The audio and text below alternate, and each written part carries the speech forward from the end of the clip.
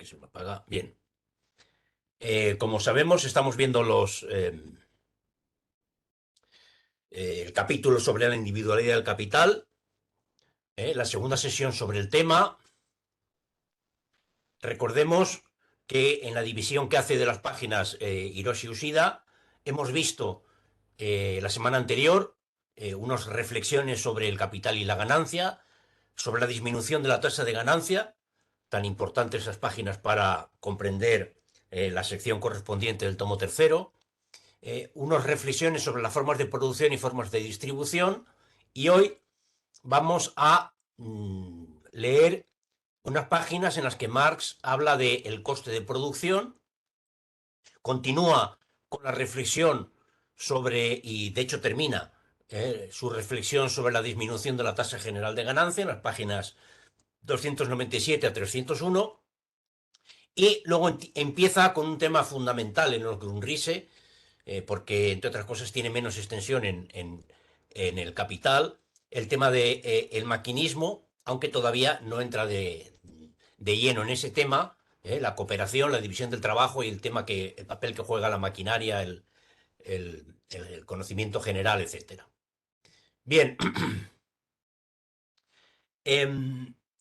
comenzamos con el segundo párrafo de la página 295, en el que Marx hace la siguiente reflexión, que por cierto también llama la atención de Hiroshi Ushida, y lo veremos a continuación.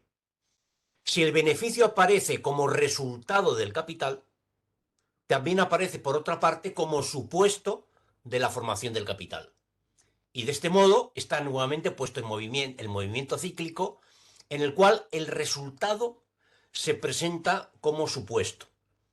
Recordemos que esto es una cosa que aparece reiteradamente en el Grundrisse, como el capital se pone a sí mismo, es decir, por tanto, es el concepto, el que es capaz de ponerse a sí mismo tiene autonomía respecto a las determinaciones, una cosa muy hegeliana.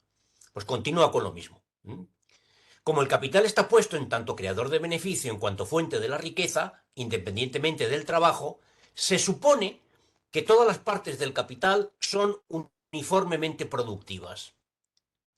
Así como la plusvalía en términos de beneficio se mide con respecto al valor total del capital, la misma se presenta como si fuera producida uniformemente por las diversas partes componentes de aquel. Por consiguiente, la parte circulante del capital, la parte que se compone de materias primas y medios de subsistencia, no produce entonces más beneficio que el componente constituido por el capital fijo. Es decir, que el beneficio se refiere uniformemente a esos componentes según la magnitud de los mismos. Está claro que esto no es la idea de Marx, sino lo que Marx dice que los economistas políticos de su época entienden. El capital fijo también crea beneficio. A este respecto, en torno a esta cita, dice Hiroshi Ushida lo siguiente en la página 136 de su libro. Esta relación circular entre resultado y presupuesto, o efecto y causa, se basa en la relación de causalidad de Hegel en la lógica. De nuevo, Ushida no cita la lógica, cita la enciclopedia de las ciencias filosóficas. Según su identidad con la causa misma, el efecto se define como causa y al mismo tiempo como otra causa, que a su vez tiene otro efecto y así sucesivamente para siempre. La sección 153 de la enciclopedia. La relación causal en la que el efecto en forma de distribución aparece como presupuesto en la forma de producción es similar a la relación de causalidad descrita anteriormente por Hegel. En la discusión de Marx sobre la reproducción, al final de la primera vuelta al capítulo del capital, la generalidad del capital, Marx clarifica la acumulación de valor y la reproducción del capital. Al discutir de nuevo la reproducción al final de la segunda parte, la segunda vuelta al capítulo del capital, la particularidad del capital, considera el proceso de acumulación de valor y la sustitución del valor de uso.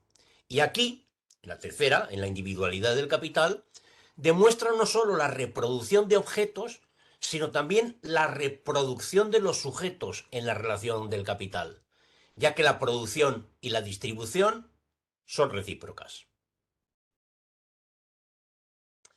Bien, en estas primeras páginas, donde habla del coste de producción, Marx muestra, a partir de este equívoco inicial del párrafo que he leído anteriormente, que hay una cierta oscuridad en el origen y en la forma de la ganancia. Y esto lo refleja en los siguientes párrafos. Como el beneficio del capital solo se realiza en el precio que se paga por este, que se paga por el valor de uso creado por el capital, el beneficio estará determinado, pues, por el excedente del precio recibido con respecto al precio que cubre los desembolsos. Cuando se le pregunta a un economista vulgar, un economista normal y corriente, ¿de dónde surge el beneficio? Dicen, pues el beneficio es la diferencia entre el precio de venta y el coste de producción. Eso es el beneficio. Dice, pues el beneficio está determinado por el excedente del precio recibido con respecto al precio que cubre los desembolsos. Como además esta realización únicamente se efectúa en el intercambio, para cada capital individual el beneficio no estará limitado necesariamente por su plusvalía, por el plustrabajo contenido en él, sino que estará en relación con el excedente del precio que obtiene el capital en el intercambio. Atención, para cada capital individual y no para el capital en su conjunto.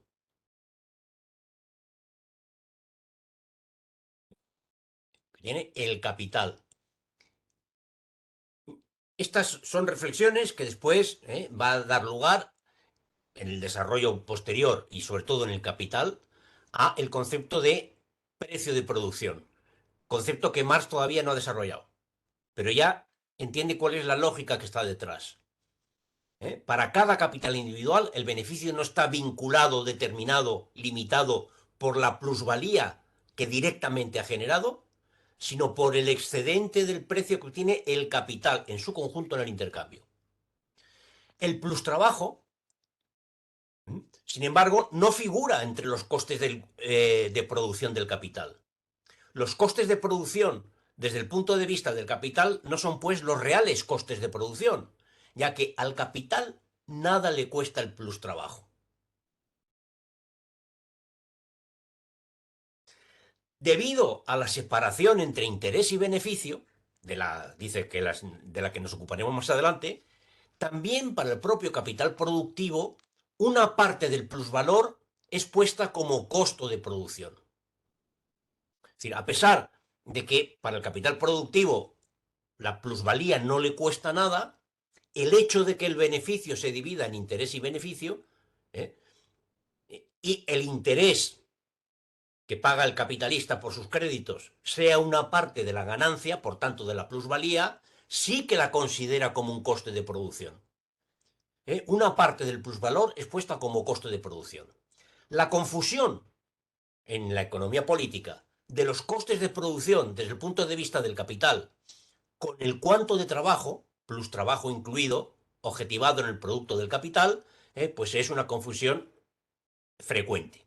Todas estas páginas, en última instancia, nos viene a decir que el valor contenido en el producto, que es la suma del capital fixe más las materias primas, C, más el capital vivo, el trabajo vivo, V, más el trabajo excedente, la plusvalía, eso es el valor contenido en el producto.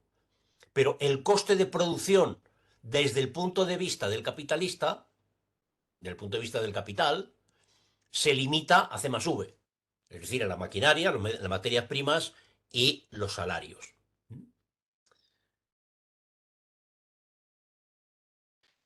Continuamos con esta reflexión sobre cómo los economistas políticos no terminan de entender la realidad del beneficio y su vinculación con la plusvalía. Por cuanto el valor puesto en el proceso de producción realiza su precio en el intercambio, el precio del producto aparecerá determinado de hecho por la suma de dinero que expresa un equivalente de la cantidad total de trabajo contenido en la materia prima, la maquinaria, el salario y el plustrabajo no pagado. El precio aún aparece aquí, pues, solo como cambio de forma de valor. Cambio de forma del valor. El valor expresado en dinero, pero la magnitud de ese precio está presupuesta en el proceso de producción del capital. Y de aquí la confusión continúa en los economistas políticos, porque el capital aparece con ello determinando el precio, de tal modo que el precio está determinado por los adelantos efectuados por el capital más el plustrabajo realizado por él en el producto. Más adelante veremos cómo a la inversa, para la economía política, el precio se presenta como determinante del beneficio. ¿De qué depende el beneficio? Del precio al que vendas.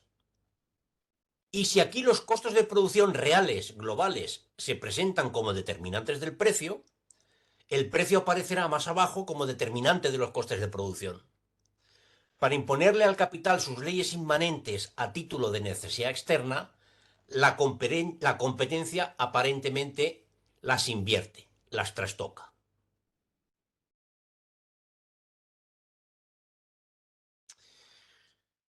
Bien, las páginas 297, la segunda parte de la 297 a la 301, vuelve a retomar el tema de la disminución de la tasa general de beneficio. Estas, con las que veíamos ayer, constituyen el núcleo duro de la reflexión sobre la ley general de la tendencia decreciente de la tasa de ganancia, que hay que, bueno, que son útiles para leer después la sección correspondiente del tomo tercero. En estas páginas se me ocurre subrayar los siguientes párrafos. El beneficio es nada más que otra forma, más desarrollada en el sentido del capital, de la plusvalía. Es una forma de la plusvalía. Aquí únicamente se considera la plusvalía en cuanto obtenida en el proceso de producción a cambio del capital mismo, no a cambio del trabajo. El capital, en cuanto valor presupuesto, se presenta por ende relacionándose consigo mismo a través de la mediación de su propio proceso en cuanto valor puesto, valor producido. Y el valor puesto por él se llama beneficio. El beneficio no es otra cosa que el capital en su dinámica. El concepto, que siempre tiene que ser un concepto dinámico, el concepto del capital, ¿eh? se expresa en el momento de poner valor como beneficio. De nuevo, vemos cómo la reflexión dialéctica del concepto que va desarrollando Marx es profundamente hegeliano en estas páginas. En este apartado, en esta página sobre la Ley General de la Tasa de Beneficio, habla Marx de dos leyes. Las dos leyes inmediatas que aparecen ante nosotros en esta transformación de la plusvalía en beneficio son las siguientes. Es decir, en el proceso de ponerse el capital como valor en su forma que le permite la reproducción de capital, es decir, en la forma de beneficio, aparecen dos leyes que también en las páginas de la semana pasada habíamos analizado, pero que ahora las denomina como tales. Dos leyes. Primera, expresada como beneficio, la plusvalía se presenta siempre como una proporción menor al monto real de la plusvalía en su realidad inmediata. O dicho de otra forma, la tasa de beneficio siempre es una tasa numérica inferior a la tasa de plusvalía. Aquí llamo tasa de plusvalía, la pongo como E, o tasa de explotación. Continúa. La tasa del beneficio no expresa nunca la tasa real según la cual el capital explota el trabajo, que es la tasa de plusvalía. La tasa de beneficio no expresa nunca la tasa real según la cual el capital explota el trabajo, sino una proporción siempre menor. Y cuanto más falsa sea la proporción que expresa aquella tasa, tanto mayor será el capital. Es decir, cuanto más grande es el capital, la tasa de beneficio se separa más de la tasa de explotación, de la tasa de plusvalía.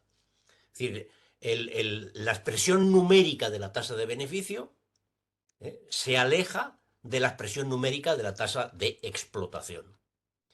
La tasa de beneficio, entonces, solo podría expresar la real tasa de la plusvalía, es decir, la tasa de explotación, si el capital entero se intercambiara nada más que por salario.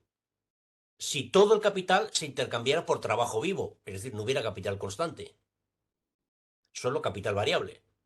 Con lo cual, la tasa de plusvalía, plusvalía dividido entre V, coincidiría con la tasa de explotación y con la tasa de beneficio, plusvalía partido entre todo el capital, que es V, porque no habría C. Ahora bien, este caso extremo, dice Marx, este último caso no puede darse sobre la base del modo de producción correspondiente al capital. Es decir, que en la relación capitalista nunca van a coincidir la tasa de ganancia y la tasa de explotación o tasa de plusvalía. Segunda ley. En la medida en que crece la fuerza productiva del trabajo, decrece la tasa de beneficio. La tasa del beneficio, por ende, está en proporción inversa al incremento de la plusvalía relativa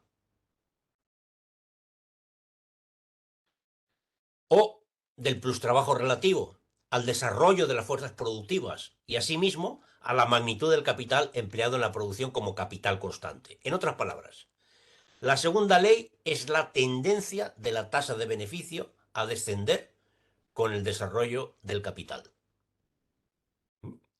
La segunda ley nos dice Marx que lo que llamamos ahora, y que él va a llamar después, la composición orgánica del capital, que aquí simbolizamos por la letra omega, a medida que aumenta la composición orgánica del capital, la fuerza productiva del trabajo, que deriva del crecimiento de C respecto a V, la tasa de beneficio disminuye. Y como la dinámica capitalista coincide con un desarrollo de la fuerza productiva del trabajo, la segunda ley de la conversión de la plusvalía en beneficio es la ley general, lo que aparece como sección en el tomo tercero, la ley de la tendencia decreciente de la tasa de ganancia. La ley de la tendencia de la tasa de beneficio a descender con el desarrollo del capital.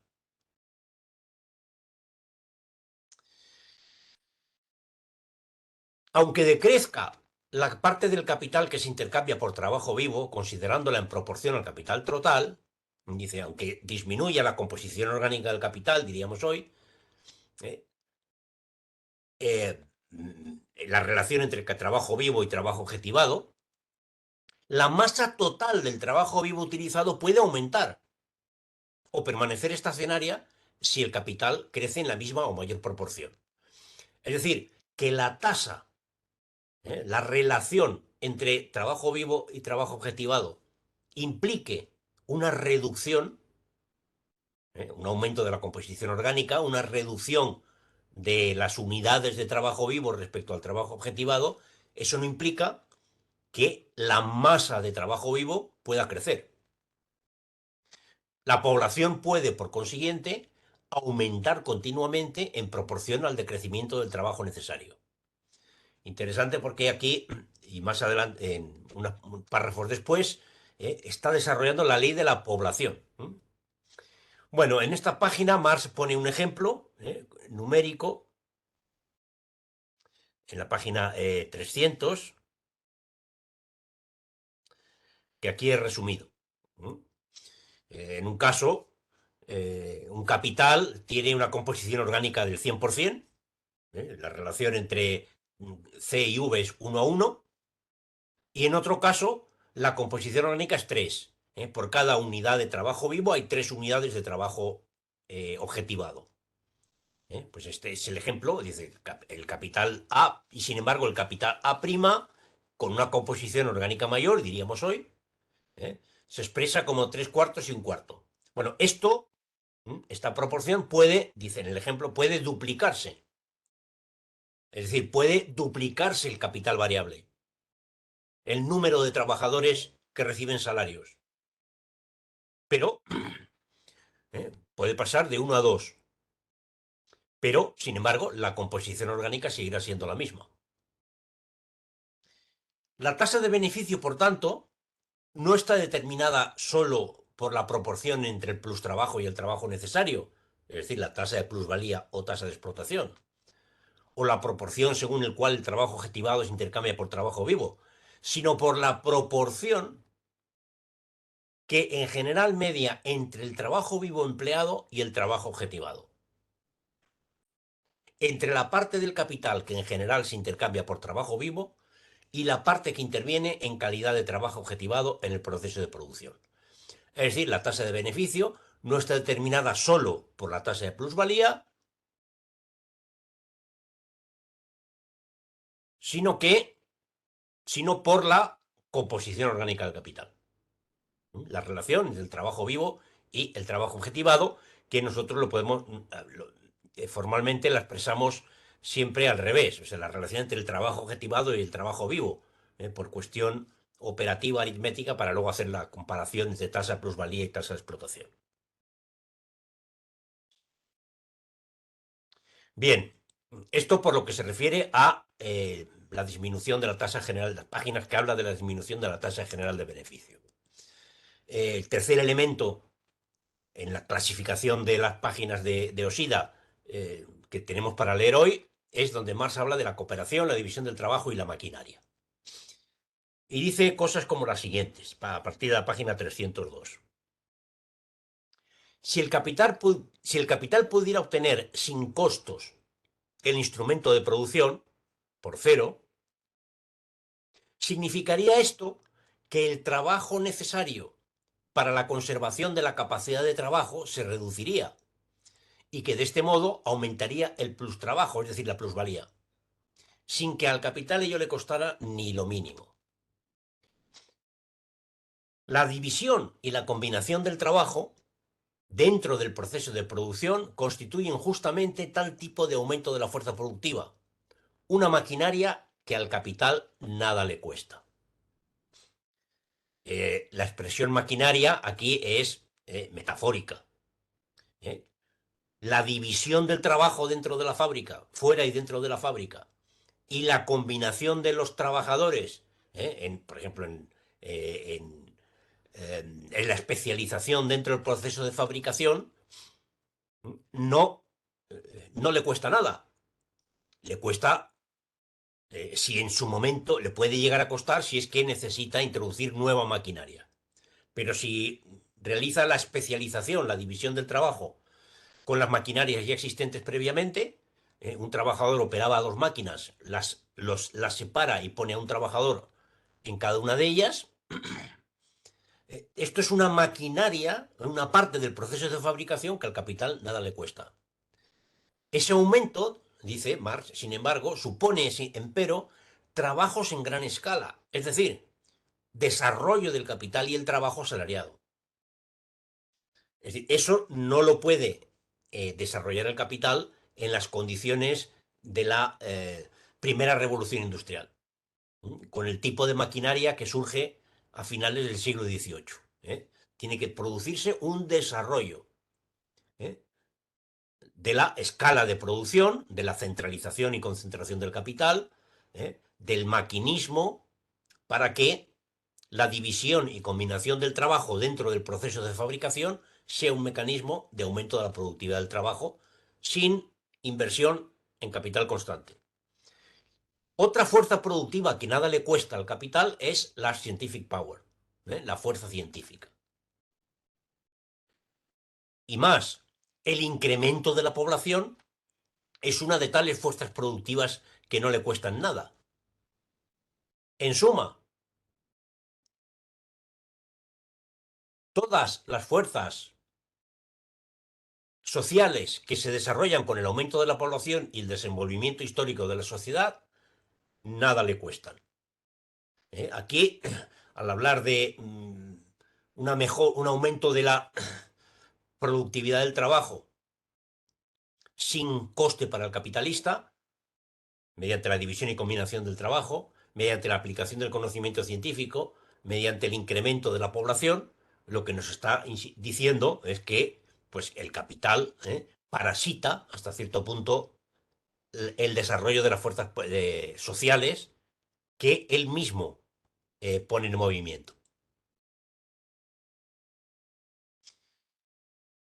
Mientras que por una parte, el capital, dice en la página 303, mientras que por una parte el capital tiende a aumentar el valor total del capital fijo, simultáneamente tiende a reducir el valor de cada parte alícuota del mismo. ¿Eh? A medida, en la medida en que el capital fijo ingresa como valor en circulación, como valor a la circulación, cesa de operar como valor de uso en el proceso de producción. Su valor de uso consiste precisamente en el aumento de la fuerza productiva del trabajo, la reducción del trabajo necesario, el incremento del plus trabajo relativo y por tanto del plus valor.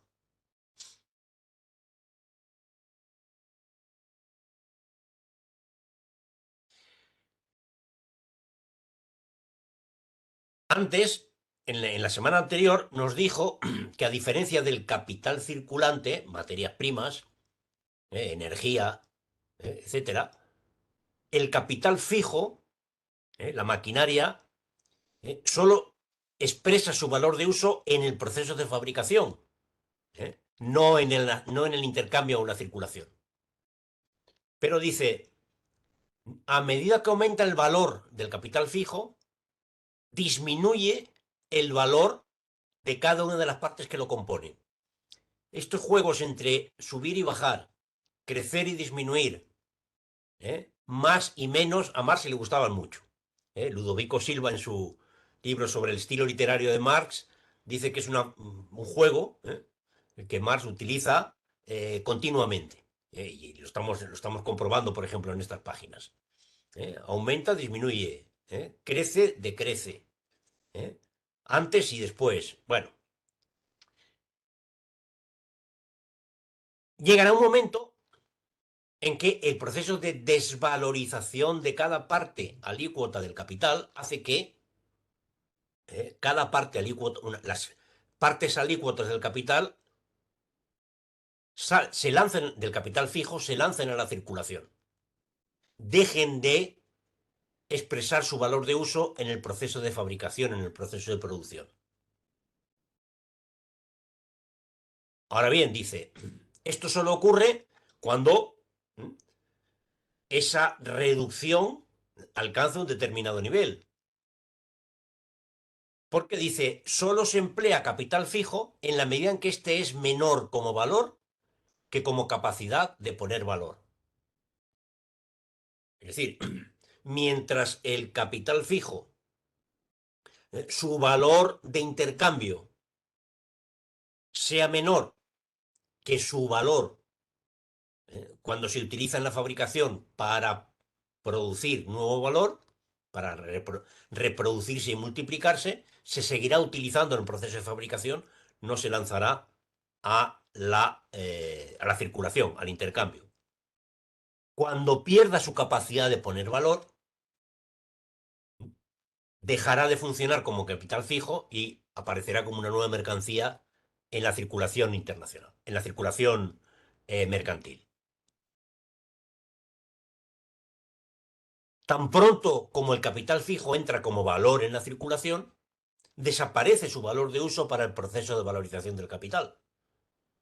O bien, solo entra en la circulación cuando tal proceso cesa. Por consiguiente, cuanto más duradero, cuanto menos requiera reparaciones, una reproducción total o parcial, cuanto más prolongado sea su tiempo de circulación, tanto más operará como fuerza productiva del trabajo, como capital. Esto es, como trabajo objetivado que pone plus trabajo. En cuanto momento del valor del capital fijo, su duración, idéntica a la del tiempo de circulación de su valor, o a la del tiempo requerido para su reproducción, se deriva del concepto de capital fijo.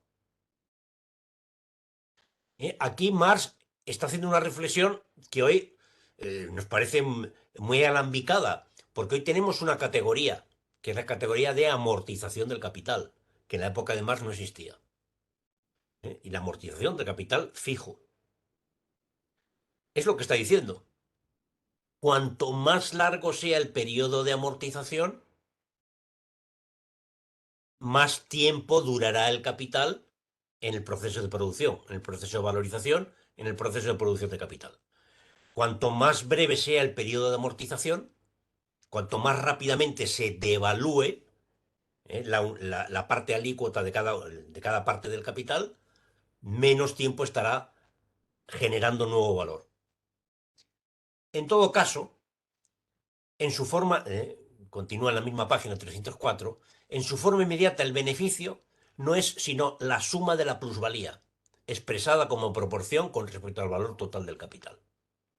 Esta identidad entre beneficio, suma de beneficios y suma de plusvalía es una expresión que se reitera en estas páginas, que por cierto es también, y son esa reiteración es interesante, por ejemplo, para el problema de la transformación de valores en precios, ¿eh? Donde, bueno, pues muchas de las soluciones de muchos autores marxistas se basan precisamente en mantener esa identidad, suma de valores igual, mejor dicho, suma de plusvalía igual a suma de beneficios, y luego pues juegan con eh, eh, las unidades concretas que expresan la transformación de cada valor y cada precio en las distintas ramas, etcétera.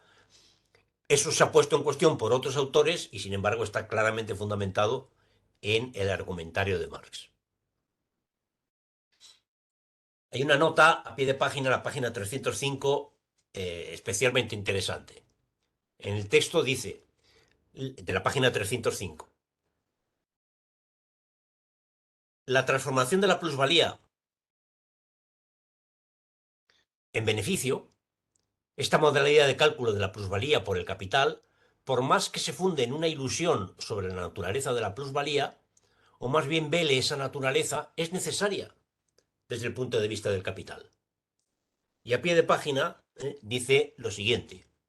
Es fácil imaginar que la máquina en cuanto tal, por el hecho de operar como fuerza productiva del trabajo, pone valor.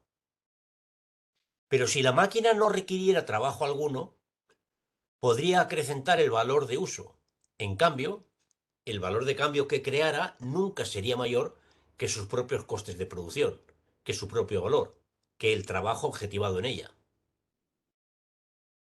Es decir, en un proceso de automatización, la fábrica automática, donde no se emplea trabajo, no aumenta el valor, solamente lo reproduce. El valor que saldría en forma de nuevos productos de esa máquina automática nunca superará sus propios costes de producción, su propio valor, el trabajo objetivado en la máquina. No por reemplazar trabajo, la máquina crea valor, sino únicamente en la medida en que es un medio para aumentar el plus trabajo. Y este es a la vez tanto la medida como la sustancia de la plusvalía, puesta con el auxilio de la máquina. O sea, solo y absolutamente con el auxilio del trabajo. Interesante esto, esta reflexión, en mi opinión, para toda la discusión sobre el fin del trabajo, por ejemplo, de Rifkin, y la robotización y la utilización de la inteligencia artificial y hacia el proceso de fabricación libre de trabajo, donde todo lo hagan las máquinas. Bueno, pues Marx nos dice, ese punto es el final del capitalismo, porque deja de haber acumulación. Hay reproducción, reproducción simple. No por reemplazar trabajo la máquina crea valor, sino únicamente en la medida en que es un medio para aumentar el plus trabajo. Pensemos, por ejemplo, en las las cajas automáticas en los supermercados. Las cajas automáticas no suprimen el trabajo, suprimen el trabajo asalariado que hay que pagar, que tiene un tiempo de trabajo necesario, y lo sustituye por plus trabajo puro, el tiempo de trabajo que emplea el cliente en hacer pasar los productos por el escáner, meterlos en la bolsa y realizar el pago. La caja automática no implica la desaparición del trabajo vivo, sustituye el trabajo asalariado por el trabajo del consumidor y sustituye un trabajo que incorpora trabajo necesario por un trabajo que es puro trabajo excedente. No cobra, el consumidor no cobra por pasar los productos por la máquina. Bueno, pues esto que es un nivel de desarrollo tecnológico que en la época de Marx sería inconcebible, sin embargo, él ya está haciendo el ejemplo extremo de qué ocurriría si hubieran máquinas que trabajaran sin necesidad de recurrir al trabajo directo.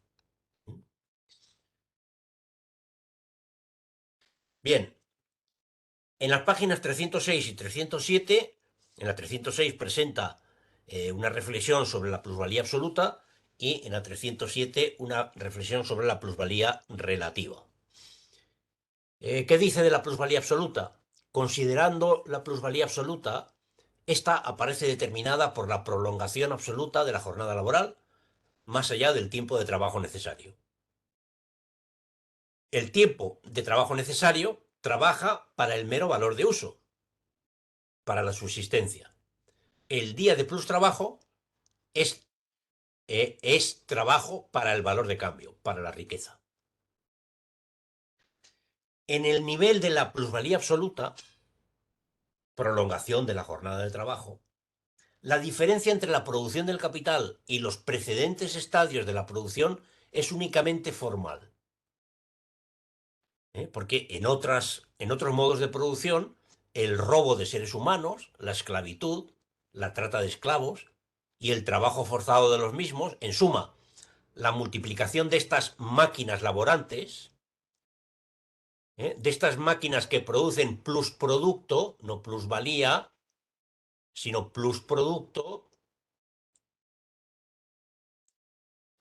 está puesta aquí directamente por la violencia, mientras que en el capital se haya medida por el cambio. Hay es una diferencia formal. La violencia que ejerce el capital es una violencia subliminal, una violencia que aparece como fantasmática, porque está mediada por el intercambio de trabajo libre por fuerza de trabajo, por salario. Otra cosa es la plusvalía relativa. La segunda forma, lo que llama la segunda forma de la plusvalía. En cuanto a plusvalía relativa, forma que aparece como desarrollo de la fuerza productiva de los obreros con respecto a la jornada laboral como reducción del tiempo de trabajo necesario. La plusvalía absoluta es prolongación de la jornada laboral.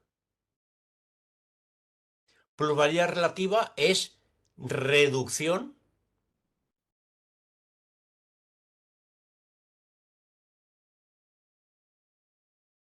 de nuevo el juego entre aumento y disminución del tiempo de trabajo necesario. Y con respecto a la población, como reducción de la población trabajadora necesaria. Esta es la forma antitética de la plusvalía, la que va a generar la contradicción que permite la superación del modo de producción capitalista.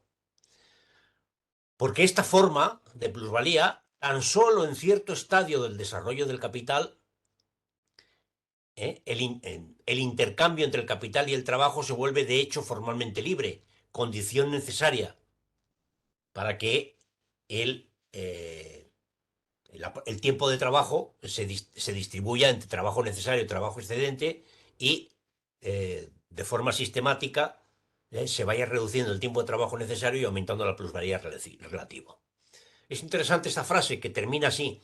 Se puede decir que el trabajo asalariado no se realiza plenamente en Inglaterra, desde el punto de vista formal, hasta fines del siglo XVIII, con la derogación de la ley de los aprendices.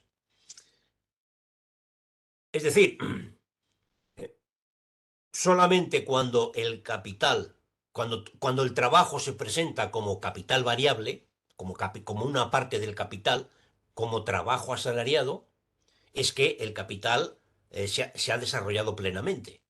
Y lo que nos está diciendo Marx es que hasta finales del siglo XVIII, más o menos la época de la revolución industrial, el capital no se ha desarrollado plenamente porque el trabajo asalariado no se ha realizado plenamente en el país que antes desarrolla las relaciones de producción capitalistas.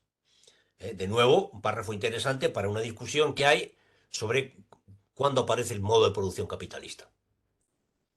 Si el modo de producción capitalista aparece con el descubrimiento de América y la unificación del planeta, ¿eh? Con el mercantilismo del siglo XVI, XVII, como se señala, por ejemplo, los de la escuela de Wallerstein, de la teoría eh, de la escuela de Brodel y Wallerstein, Arrighi, etcétera, o si realmente esos antecedentes son formas parciales de desarrollo de un capital que solo se desarrolla plenamente con el desarrollo del trabajo como trabajo asalariado, con la generalización del trabajo como trabajo asalariado, y que en el caso de Inglaterra hay que esperar hasta finales del siglo XVIII. Por tanto, el capitalismo como tal, modo de producción capitalista, es algo que solamente tiene 200 años de historia, principios del siglo XIX.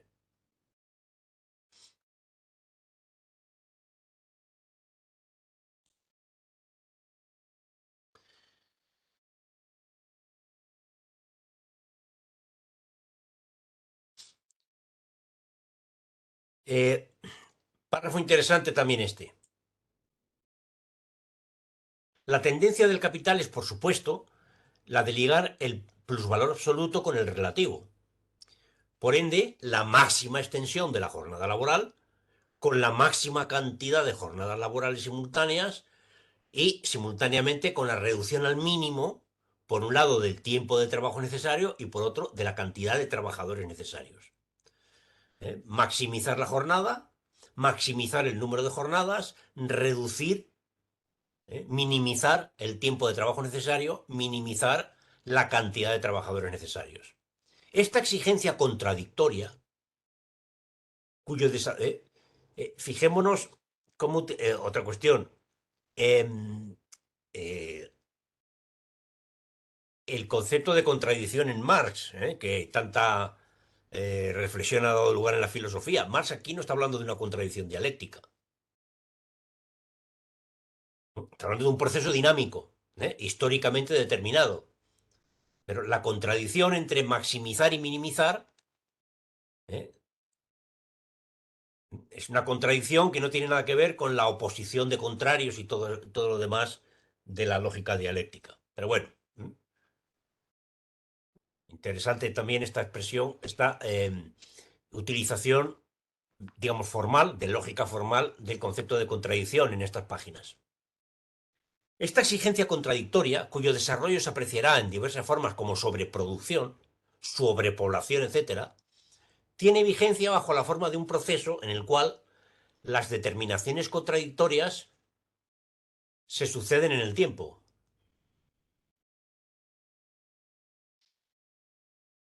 Consecuencia necesaria de la misma es la mayor multiplicación posible del valor de uso del trabajo.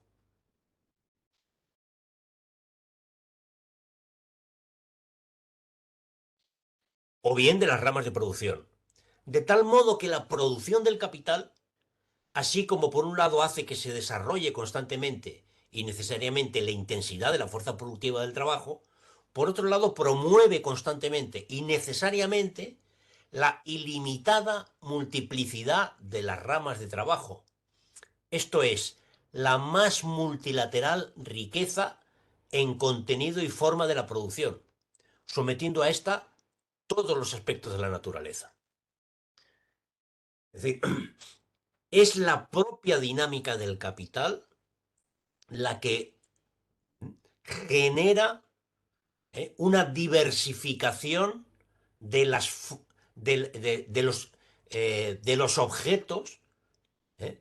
De los productos que satisfacen necesidades, de las necesidades satisfechas por los nuevos productos, de las ramas de producción, ¿eh?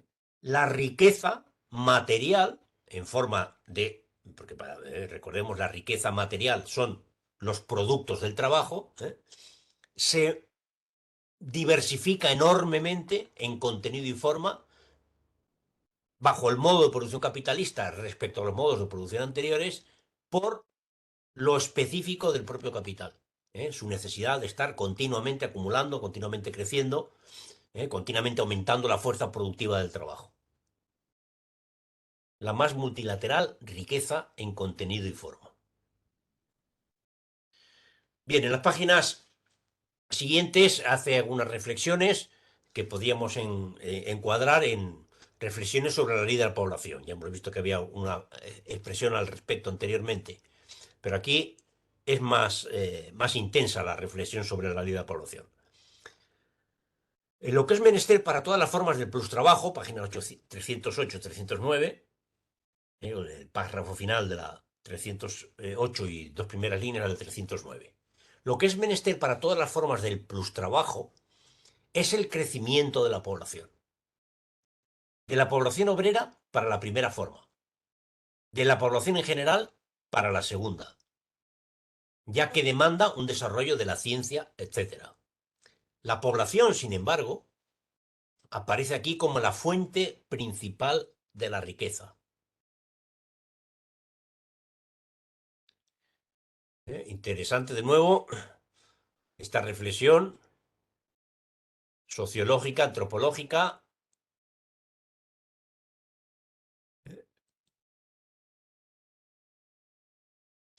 como el desarrollo de la plusvalía absoluta requiere más gente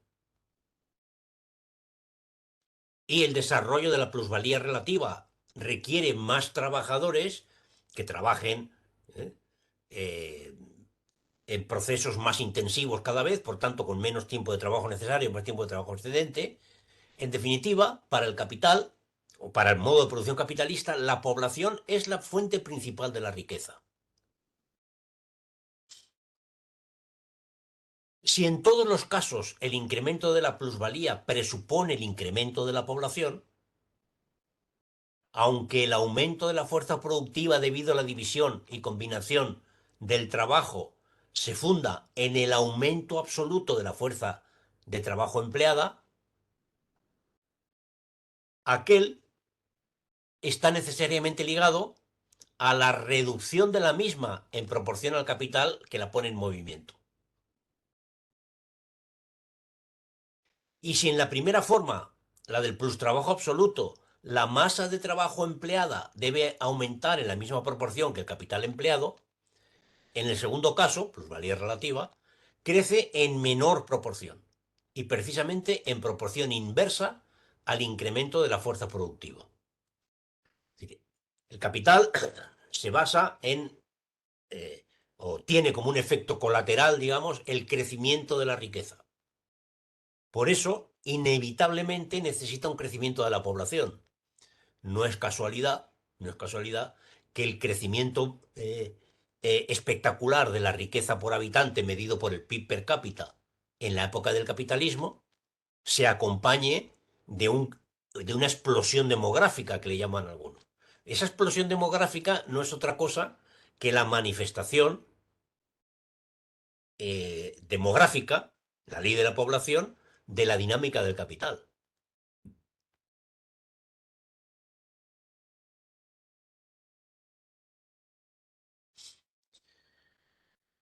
Bien,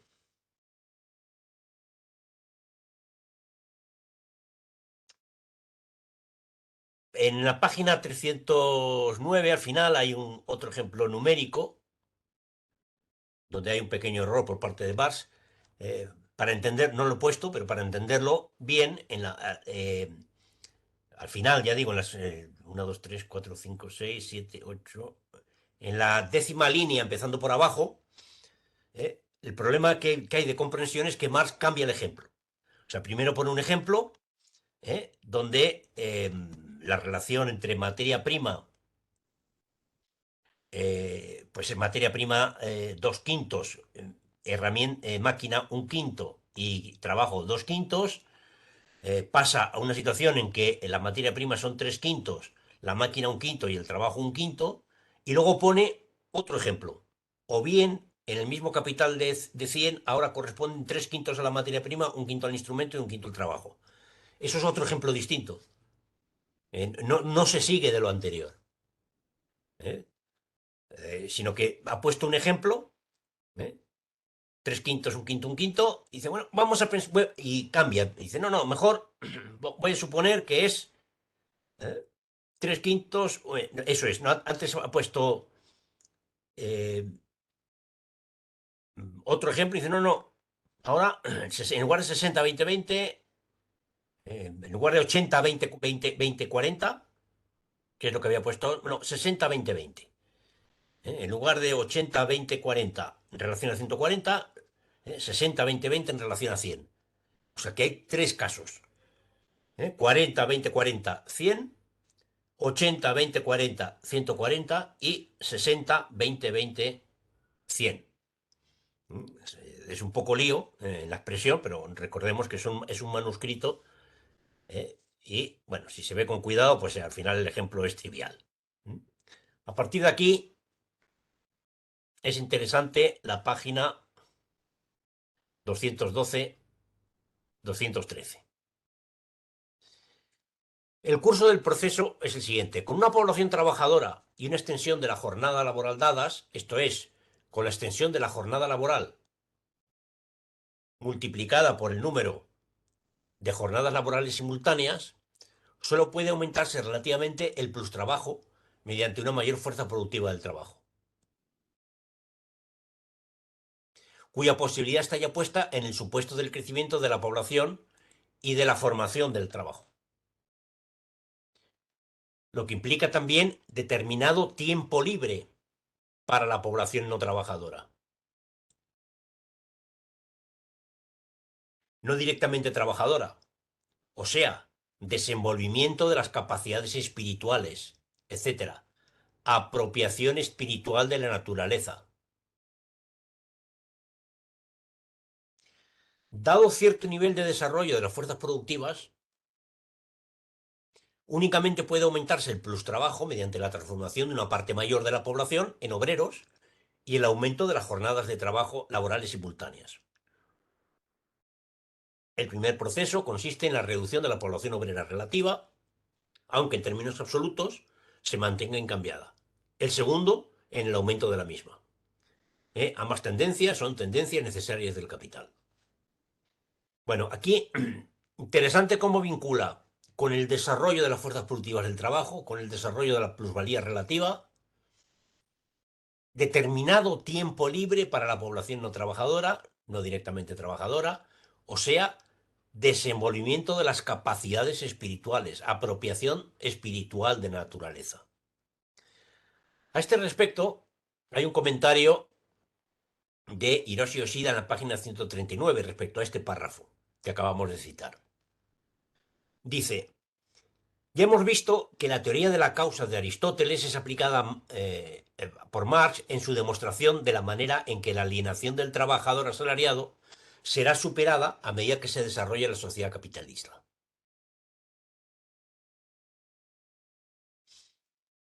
Aquí, en la individualidad del capital, lo relaciona también con el tiempo disponible. En la producción de plusvalía relativa, escribe que hay un desarrollo del tiempo libre para los que no son directamente trabajadores, un crecimiento de las capacidades espirituales, etc. Y comenta Hiroshi Ushida. En la sociedad capitalista, el tiempo libre potencial adopta formas enajenadas y la población no trabajadora solo se lo apropia parcialmente. Sin embargo, los trabajadores van tomando conciencia de que el tiempo libre potencial es una forma enajenada de su propia fuerza productiva y que se estimula a medida que las fuerzas productivas desarrollan su trabajo colectivo y científico. Este proceso, en el que se desarrolla la conciencia de los trabajadores, es también el proceso en el que vuelven a ganar fuerzas. El tiempo disponible, libre, se realizará para ellos como verdadera riqueza. La perspectiva de Marx se basa en su reconocimiento de la alienación capitalista y de la falta de propiedad como una necesidad meramente histórica. Entiende la historia de la alienación como un proceso fenomenológico, por lo que la libertad se hace posible cuando la alienación capitalista se reconoce como una necesidad histórica. Esa necesidad histórica, en opinión de Marx, acabará desapareciendo y apoya tal juicio con su crítica de la economía. Tiempo libre de la libertad. Dice, esto contrasta, dice Hiroshi, esto contrasta con Hegel. A pesar de que Marx se basa en el discurrir dialéctico de Hegel, no hay ninguna inversión por ningún lado, hay diferencias con Hegel, pero no hay una inversión. Aquí sí que hay una diferencia sustancial. Por el contrario, Hegel afirma que la libertad consiste en conocer la necesidad absoluta y nada más. Hiroshi Yoshida cita la enciclopedia. Esta verdad, en concreto este párrafo, el 158, esta verdad de la necesidad es así la libertad. Y la verdad de la sustancia es el concepto. Es la autosuficiencia que es el repelerse a sí misma hacia distintos autosuficientes, en tanto este repelerse es idéntico consigo y este movimiento de intercambio que permanece. El capital permanece y el capital se intercambia. Cabe si solamente es intercambio consigo mismo. El capital se intercambia con el capital bajo la forma de beneficio, etcétera, o bajo la forma de mercancía. Bueno, aquí he puesto otras citas, ya no de la enciclopedia, sino de la ciencia de la lógica, donde claramente Hegel identifica la libertad con el concepto. El concepto es lo libre es el concepto en su existencia. La impotencia de convertirse en dominador de la oposición cualitativa entre lo finito y el infinito y de concebir la idea de la verdad absoluta, de la verdadera voluntad, esto es, la libertad sustancial, toma la magnitud por su refugio, a fin de usarla como la mediadora, porque ella es lo cualitativo eliminado, la diferencia convertida en indiferente. Bueno, el concepto se ha abierto, en el concepto se ha abierto el reino de la libertad. Pues dicen, no, no, el reino de la libertad no es un desarrollo lógico, en Marx, es un desarrollo histórico. ¿Y qué pasa? Por el desarrollo de las fuerzas productivas hasta su última forma, que sería pues, la sociedad comunista, la sociedad libre, que viene de la mano del capital. El capital trae el desarrollo de las fuerzas productivas hacia esa forma final. Bien, en la 313, Marx define lo que después van a ser las categorías de capital constante y capital variable, de la siguiente forma. La relación recíproca entre los diversos componentes del capital, tal como se presentan en el devenir de este, en el cual obtiene de la circulación la materia prima y el instrumento, las condiciones del producto y se relaciona con ellos como con supuestos dados, es decir, se relaciona consigo mismo, desaparece ciertamente cuando se la examina más de cerca, ya que todos los momentos se presentan como igualmente producidos por el capital, pues en caso contrario no habría sometido a su dominio todas las condiciones de su producción. Pero para el capital individual se mantienen en la misma relación. Por tanto, siempre se puede considerar como valor constante una parte del mismo. Y es sólo la parte invertida en trabajo la que varía. Para el capital individual,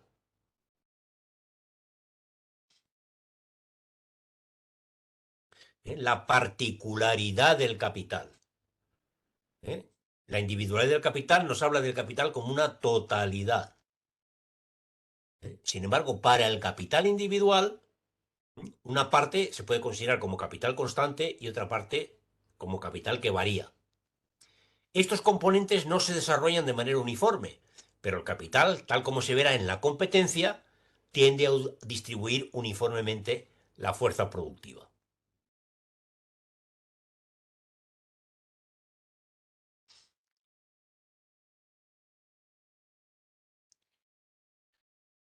En la página 314, Marx dice, el curso del desarrollo industrial consiste en que cuanto más la producción sea producción de materias primas para la industria, tanto materia prima para el material de trabajo como para el instrumento, cuanto más el material de trabajo se aproxime a la mera materia prima, tanto más será en esas ramas donde comience la introducción del trabajo en gran escala y el empleo de maquinaria. Este proceso que ha descrito lógicamente anteriormente es un proceso lógico histórico. ¿eh? Dice, históricamente se comprueba que en las ramas que se dedican a producir lo que ahora llamamos capital constante, las ramas de producción de medios de producción, las ramas de producción de materias primas, es en ellas donde primero se va a producir el desarrollo del maquinismo y por tanto de la posibilidad de desarrollar la plusvalía relativa y por tanto de aplicar las leyes de las dos leyes, la ley tendencia descendente de la tasa de beneficio, la ley de la población, etcétera. Primero, en la siderurgia, en la fabricación de lino. El Marx pone en concreto el ejemplo de la industria textil, dice, donde más se va a desarrollar inicialmente la gran maquinaria no es en la fabricación de vestidos, sino en la fabricación de hilo de algodón. Luego habla también de la siderurgia, etcétera. Cuanto más se aproxime el material de trabajo a la materia prima, ¿eh? más rápidamente veremos ahí la introducción del trabajo en gran escala y el maquinismo. En las páginas 314 y 315 hay una reflexión metodológica importante,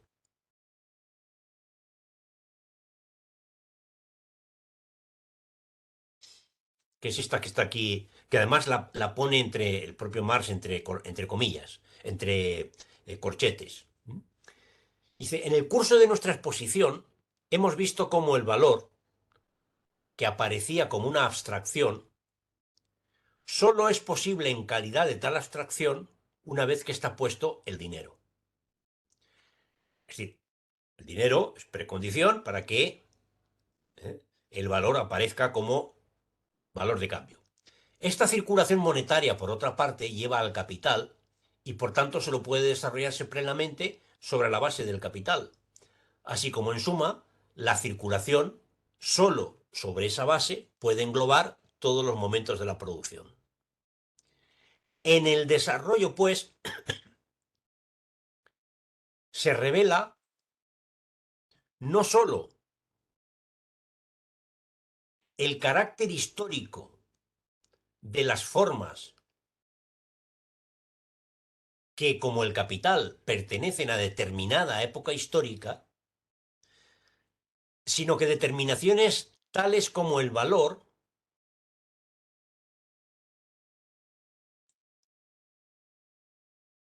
el capital es más claramente producto de un modo, de una época histórica específica, pues que el valor, determinaciones tales como el valor, que aparecen como abstracciones, que se presentan como puramente abstractas, ponen de manifiesto la base histórica de la que han sido extraídas y solamente sobre la cual, pues, pueden aparecer en esa abstracción.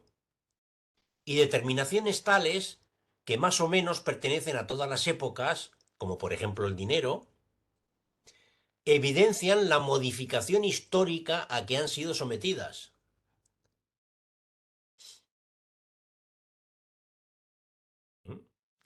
Las abstracciones tienen una base histórica y realidades materiales existentes en distintas fases históricas eh, han sido históricamente modificados. El dinero no es lo mismo en la época del Imperio Romano que del Imperio Británico. Entre los antiguos, dice, no se encuentra el concepto económico del valor. Valor, a diferencia de precio, solo jurídicamente en caso de fraude, etc. El concepto de valor es enteramente propio de la economía más reciente, ya que constituye la expresión más abstracta del capital mismo y de la producción fundada en este. En el concepto de valor se delata su secreto. ¿Eh?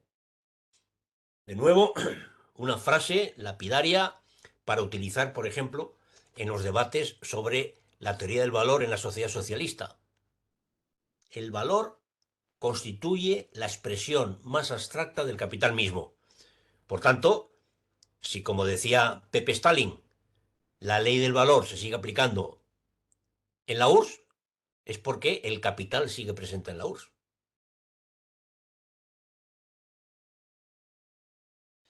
Bien, las páginas que tocaban hoy termina con otro ejemplo cuantitativo. Dice, bueno, pues ¿qué ocurre si se introduce una máquina que sustituye, cuyo coste sustituye a una determinada cantidad de trabajadores? Dice, bueno, pues lo que ocurre es que si tenemos 100 trabajadores que trabajan 12 horas al día, el tiempo de trabajo necesario es 10 horas por día y el trabajo excedente es 2, el tiempo de trabajo total es en 1.200 horas, 1.000 horas trabajo necesario y 200 horas trabajo excedente, sin maquinaria. Pero se introduce una máquina cuyo coste, perdón, coincide con la mitad de estos trabajadores, pasamos de tener 100 trabajadores a tener 50 con la misma jornada laboral, pero la introducción de la máquina aumenta la productividad del trabajo. ¿eh? Con 8 horas se cubre el trabajo necesario, con lo cual, de cada jornada de trabajo, 4 horas será trabajo excedente. El tiempo de trabajo excedente será el mismo que antes, pero los trabajos, el trabajo necesario, es decir, el capital que hay que cambiar por fuerza de trabajo viva, se reduce de 1.000 a 400. Es verdad que los 600 que se han ahorrado se han gastado en una máquina. ¿Mm? Bueno, dice, pero ¿qué ocurre si esa máquina, en lugar de costar 1.200 libras, solamente cuesta 960 libras?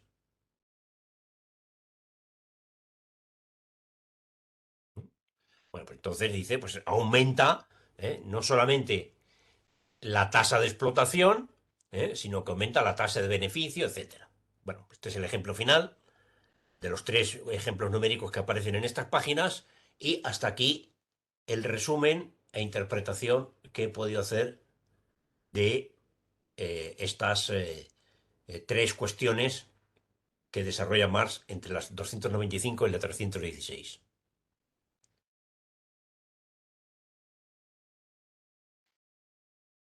¿Comentarios?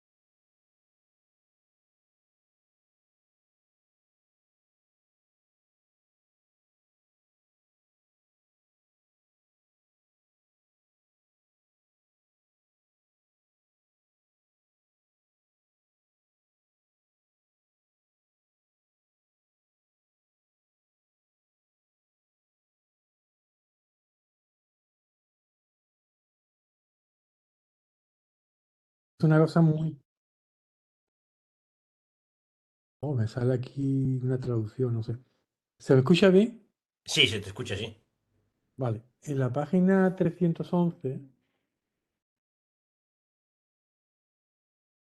es una cosa muy concreta, pero al final, donde aparece una serie de datos, ¿no? Mm, Ese 411 mm. séptimo le he estado dando vuelta y no sé cómo aparece, porque dice, en el segundo caso, la proporción de la materia prima ha aumentado en la misma proporción que la del plus trabajo, en comparación con el primer caso. Bueno, yo he hecho un poco aquí esto y el plus trabajo aquí ha aumentado un 28,5% Sí, sí, sí. en el segundo caso. En el primero aparece 12,5, pero no logro llegar, o sea, no logro ver de dónde sale este 411. No sé, Sí. a lo mejor es una cosa muy concreta, pero bueno, A mí me llamó también la atención y chequeé con la edición alemana y está igual. Obviamente es un error, que no sé por qué, como en otras ocasiones, Scaron nos dice, bueno, en lugar de poner 4 novenos tenía que poner 3 séptimos. Aquí no ha dicho nada. Lo mismo que en el ejemplo, hay otro ejemplo en el que también hay un error numérico. Ah, no, no, no es un error numérico, es lo que había comentado, que en el anterior cuadro de números había una tercera que, tal como está redactado, no se ve muy claro. Pero sí, eso está claro que es un error. vale.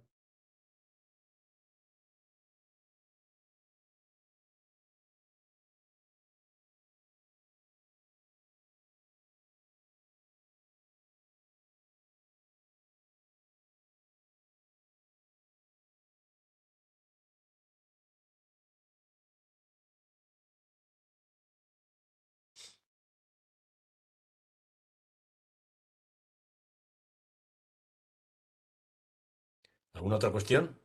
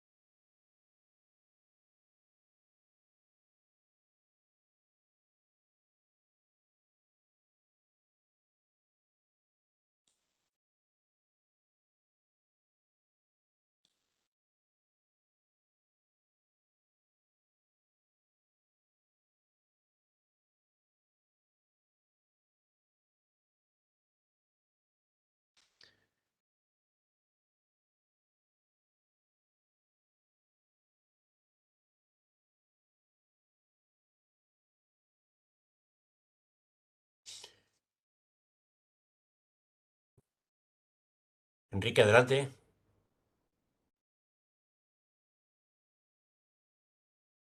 Sí, respecto al comentario que se hacía, yo tengo, este, no sé, me gustaría que se desarrollara un poco más. Tenemos claro que estos son los cuadernos de trabajo, los elementos fundamentales de Marx, sus notas, sus pequeños errores como de números, como los haces notar, pero es el antecedente de algo que él va a llamar ley, que es la ley de la tendencia decreciente. Él mismo en la página 282, en algo que ya habíamos revisado, dice, en su calidad de traba se elimina necesariamente el trabajo asalariado. Con ello se quita la última figura servil asumida por la actividad humana, la del trabajo asalariado por un lado y el capital por el otro. Y este desdoblamiento mismo es el resultado del modo de producción adecuado al capital. En agudas contradicciones, crisis, convulsiones, se expresa la creciente inadecuación del desarrollo productivo de la sociedad a sus relaciones de producción hoy vigentes. La violenta aniquilación del capital, no por circunstancias ajenas al mismo, sino como condición de su autoconservación. Es inherente, pues. Es la forma más contundente en la que se le da, en inglés, advierte que se vaya, le advierte, se le recuerda que se vaya y que deje lugar a un estadio superior de producción social.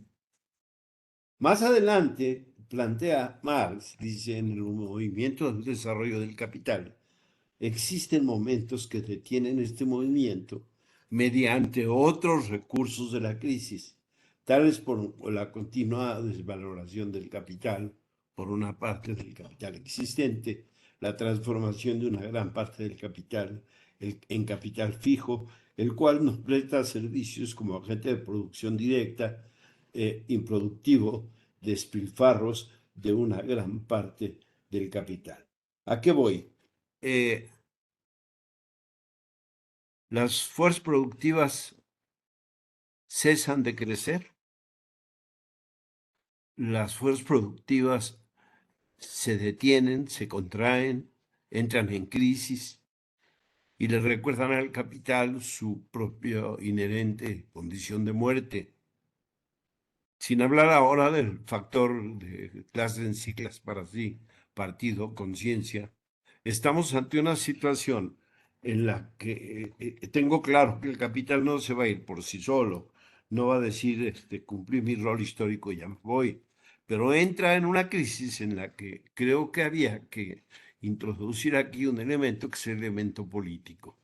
Esto es, las guerras mismas son destrucción de fuerzas productivas. La aniquilación de cantidades de seres humanos es la aniquilación de fuerzas productivas. La migración misma es un fenómeno producto de ese fenómeno inherente del que habla Marx. Entonces, la pregunta aquí es el hasta cuándo y quizá en qué momento estaremos ante una debacle. Yo creo que esas debacles son primera y segunda guerra y otros fenómenos universales que aquí no se tocan, que Marx nos está tocando, pero que sí creo que me parece que había que considerar en el entendimiento de este proceso mismo del capital. Gracias. Vale, Enrique. Bueno, yo diría un comentario, tu comentario. En la misma página 282, Marx habla de las condiciones materiales y espirituales para la negación del trabajo asalariado y del capital. ¿Eh? Son a su vez resultado del proceso de producción característico del capital. Las condiciones materiales y espirituales. Y está analizando las condiciones materiales. Dice, el capital, todo lo que ha señalado, en su proceso de desarrollo, ¿eh? Va creando sus propias contradicciones, esas contradicciones se manifiestan en forma de crisis, pero no es la crisis cada vez más aguda, contradicciones, crisis, convulsiones, la creciente, no es la crisis el momento de la superación del capital, ¿eh? Sino que se manifiesta que está dispuesto, que está en posición material de ser superado, pero faltan las condiciones espirituales de las que habla Marx. Serían las condiciones subjetivas, de las que también habla Hiroshi Oshida en la cita que he hecho. Es decir, eh, el proceso de desarrollo de la socialización, ¿eh? Y el scientific knowledge que nos ha analizado en la sesión anterior, el conocimiento socializado, que termina siendo el productor de nuevo valor, más allá del trabajador obrero individual, manifiesta ya unas condiciones sociales, materiales, suficientes para superar la sociedad capitalista. Faltan las condiciones subjetivas, que no tienen por qué darse necesariamente en un momento de crisis, de guerra o de ruptura del proceso de acumulación. Puede ser simplemente por un proceso de toma, del control de de la sociedad sobre sí misma. La revolución eh, puede ser resultado de un proceso eh, con guillotina del rey, como el caso de Francia, la Revolución Francesa, o puede ser un proceso de transformación de las clases, como en Inglaterra, sin revolución por medio, sin revolución, digamos, bélica, violenta. Pero, obviamente, tienen que estar presentes las condiciones espirituales de las que Marx aquí no habla mucho, que hoy llamamos condiciones subjetivas a esa cuestión.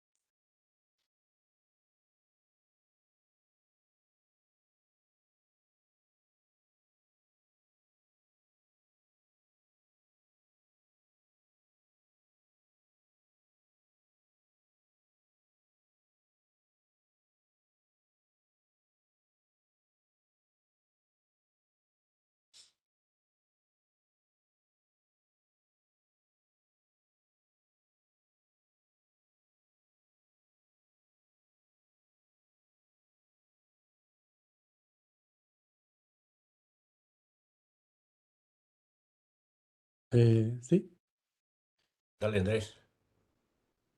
pues sí, no, que yo creo que también las limitaciones en los recursos eh, naturales puede ser también un condicionamiento para ese cambio. No sé hasta qué punto es una condición con mucho peso, pero vamos, creo que puede ser, ¿no? También. Yo no estoy tan seguro que Marx estuviera tan seguro de eso que estás afirmando. No digo yo que lo dijera más, pero lo digo yo como una reflexión de que puede ser que las limitaciones podríamos decir, en los Ya. recursos naturales Ujú. y pues pudiera ser también una condición a tener en cuenta. Puede ser, pero para eso habría que demostrar, primero, que el capital no puede, no es capaz de reproducirse eh, sin un consumo creciente de materias primas. No es capaz no de reproducirse, sino de acumularse, de crecer, sin un consumo cada vez más creciente de materias primas, lo cual no estoy seguro que sea evidente. Y en segundo lugar, bueno, eso habría que analizar también cuáles eran las condiciones, las nuevas condiciones espirituales o subjetivas que permitirían superar esa sociedad capitalista bajo las nuevas condiciones de agotamiento de recursos o de lo que sea, ¿no? La nueva austeridad que proclamaba Enrico Berlinguer, por ejemplo. Pero no la austeridad capitalista, que es la austeridad de los trabajadores, la reducción del tiempo de trabajo necesario, sino la austeridad del planeta. Bueno, ciertamente es un espacio de reflexión, pero que obviamente no está presente en este texto. E insisto, Marx habla de la necesidad histórica de la superación del modo de producción capitalista, como consecuencia de su propio desarrollo, no de los límites externos que pueda encontrar. Si hay una limitación externa en el hecho de que se agotan los recursos, determinados recursos físicos necesarios para la reproducción del capital, pues ya está. Pero es una causa externa. eh, pues como si choca la Tierra con otro planeta, o en fin. No es objeto de un análisis y del desarrollo de conceptos, es decir, de categorías que se ponen a sí mismas, como en este caso la del capital. Sería una contradicción externa, no una contradicción inmanente al propio desarrollo capitalista. Mientras que el trabajador socializado y la socialización de las condiciones de producción sí que es un proceso inmanente, interno.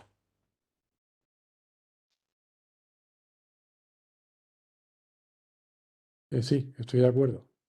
Eh, pero bueno, a lo mejor, no sé, si el capital tiende a un crecimiento progresivo, pues puede ser que ahí no pueda seguir, ¿no? Pero bueno, Bueno, pues por eso están pensando en colonizar Marte y sacar minerales de Marte y de otros planetas. O sea que la voracidad del capital no conoce límites, ni límites físicos ni temporales, ni espaciales ni temporales.